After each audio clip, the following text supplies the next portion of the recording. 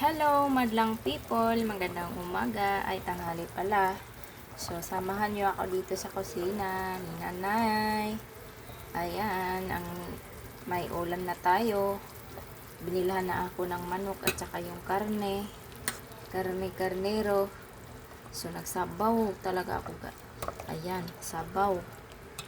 Ayan, sabaw na manok. Madali lang at hindi masyadong mabahong iluto mo dito. Yan, may kasamang ano to? Patatas. Ginisa ko siya bago ko siya nilagyan ng tubig. Gisa ko siya ng sibuyas bombay at saka yung powder na ahos kasi wala kami yung ahos na buo. Tapos nilagay ko yung manok.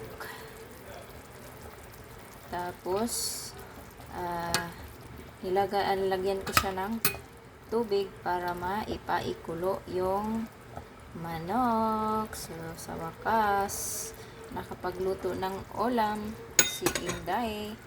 Taratitat. Ayan, nilagyan ko siya ng sibuyas dahon na may ang pangalan nito? Yung sili na sili green. So, maya-maya, lagyan din natin ng sarap sana malunggay. Ito na lang, repolyo. Repolyo na lang ilagay natin. Iba talaga kapag luto natin, no? Yung luto nila dito, ay nako. Mas mabuti na ako magluto sa pagkain ko. Alam nyo, mga luto nila, basta ayaw ko. Pwera lang sa marunong magluto, masarap magluto. So ayan, pinakulo natin. Ayan, tikman natin yung sabaw.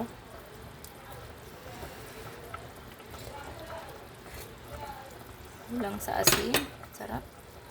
Sarap siya kasi bagong-bago siya. Bagong bili.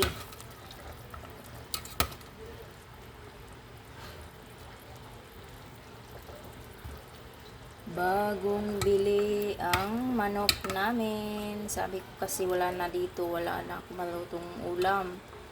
Yun, binilhan ako. Yung isang anak na naman, pabili ako ng yan, sarap sabaw. Maraming salamat pa lang people. Bye.